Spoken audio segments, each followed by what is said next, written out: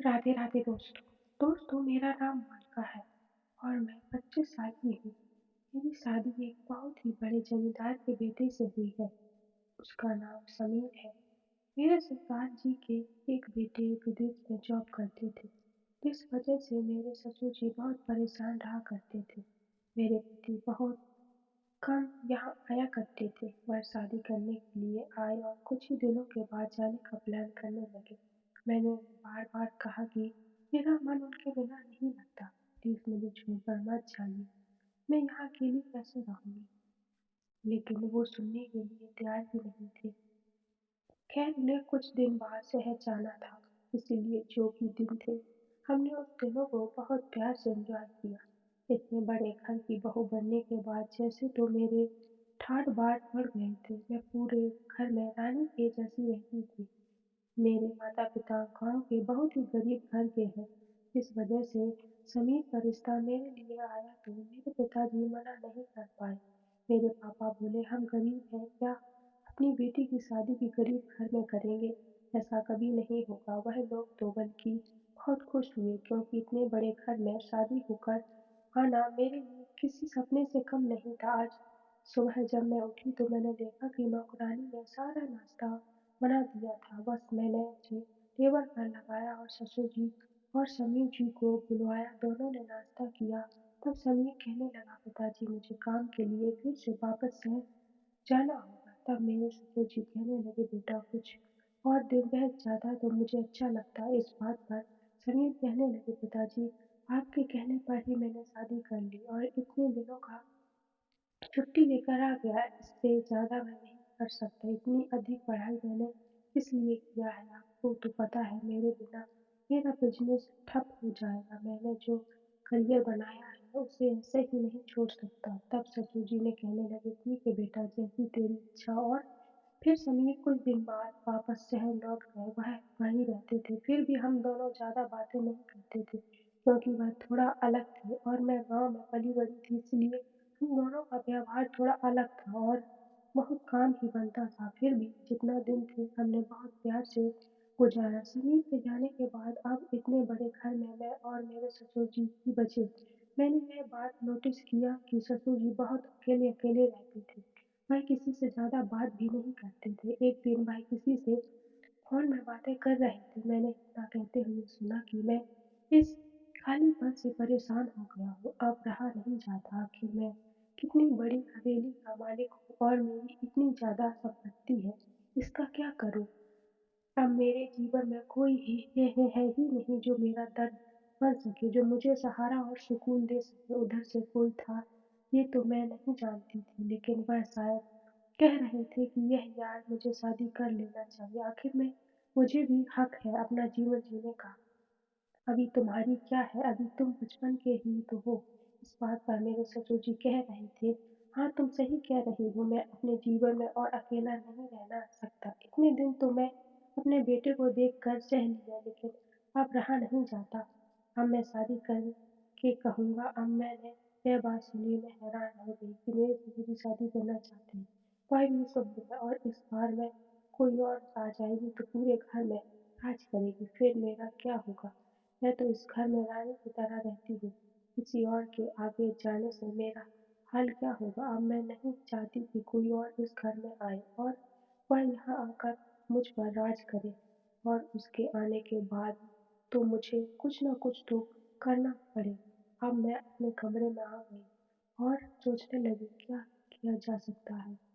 मैंने सोचा उसकी शादी कर नौकरी के करवा देती हूँ ताकि वह मुझे ज़्यादा भाव ना दे सके। लेकिन क्या भरोसा कि वह अपने बात पर रहे। अगर वह सुनकर गई तो नहीं, मैं इतना बड़ा रिस्क नहीं ले सकती।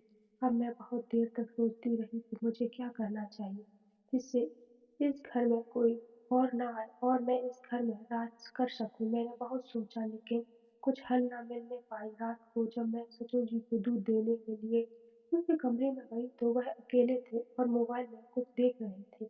उन्होंने कम्बल ओढ़ा हुआ था और कम्बल के नीचे से मोबाइल की रोशनी आ रही थी। तो वह न जाने क्या कर रहे थे। मैंने अंदर जाना उचित नहीं समझा और थोड़ा और बाहर आकर मैंने दरवाजा को खटखटाया और कहा, ससुर जी दूध लेकर आई हूँ। वह कहने लगे, ठीक है, अंदर आ जाओ। जब मैं अंदर गई तो उनका बिस्तर पूरा अस्त-व्यस्त था। वह इस उम्र में अपने आप को अकेला महसूस कर रहे थे।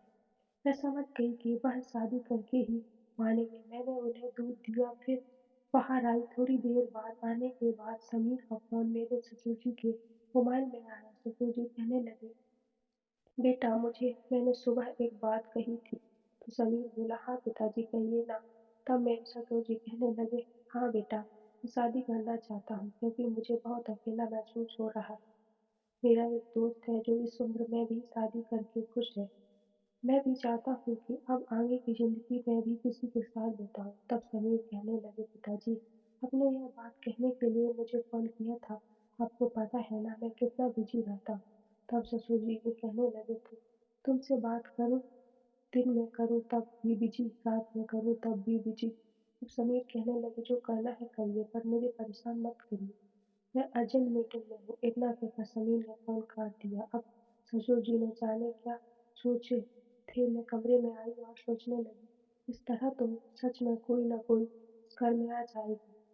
फिर मेरा क्या होगा? समीर तो मुझे ध्यान भी नहीं देता ठीक से, सारा दिन अपने काम में ही पड़े रहते हैं। एक ससुर जी हैं, वह भी अगर शादी कर लेंगे फिर तो मैं और भी कहीं की नहीं रहूँगी। मुझे किसी तरह उनकी शादी रोकनी होगी और अगर इस घर में राज करना है तो मुझे कुछ ना कुछ तो करना ज़रूरी है। तब मैंने एक तरकीब सोची जिसके लिए मैं किचन में गई और अपने लिए पानी बोतल में निकालने लगी और जानबूझकर वहीं गिर गई। मैंने ज़ोर से चिल्लाया, मेरी आवाज़ सुनकर ससुर जी दौड़ते-दौड़ते किचन में आए। उन्होंने कहा, क्या हुआ बहू? तब मैं बोली, ससुर जी, पता नहीं कैसे मेरा पैर फिसल गया। मैं पानी लेने आई थी। ससुर जी ने मेरे हाथ पकड़कर मुझे खड़ा किया और अपने कंधे पर सहारा देकर मुझे धीरे-धीरे चलाने के लिए कहा और मुझसे मेरे कमर तक लेकर गए। मैं बेड पर लेटी थी रही थी जैसे मैंने उन्हें दिखाया। तब उन्होंने मुझे जैसे-तैसे करके लिटा दिया। फिर कहने लगे, बहू, मैं डॉक्टर को फ़ोन करके बुला लेता हूँ। मैंने कहा, ससुर जी, इतनी रात को डॉक्टर को क्यों परेशान करना? मालिश वाला मालिश हम ड्रम में रखा है, आप दे दीजिए, मैं लगा लूँगी। जब ससुर जी ने वह मालिश मुझे दिया और मैं लगाने की कोशिश की, तब ससुर जी ने देखा कि मैं महलम तो मुझे लगा ही नहीं रहा है क्योंकि दर्द तो कमर में हो रहा था। उन्होंने यह देखा और कहने लगे, बहू, दो मैं लगा देता हूँ। फिर उन्होंने वह मलहम लेकर मेरे कमर में लगाया। मैंने धीरे से थोड़ा और साड़ी का पल्लू हटा दिए, जिसके बाद वह उसके हाथ मलहम लगाते-लगाते काटने लगे। मैं समझ गई थी कि तीर निशाने पर लगा है। अब मलहम लगाते-लगाते उनके हाथ न जाने कहाँ-कहाँ फिसलने लगे। अचानक से उन्हें लगा कि मुझे यहाँ से जाना चाहिए। अब वह उठकर जा रहे थे कि मैं उन्हें रोक दिया। मैंने कहा, ससुर जी, मैं जानती हूँ आप अकेलापन से लड़ रहे हैं और इस तरह आप दिन काट रहे हैं। मैं भी वही महसूस कर रही हूँ। समीर को आए 1 महीना हो गया है। वह मुझसे ठीक से बात भी नहीं करता है।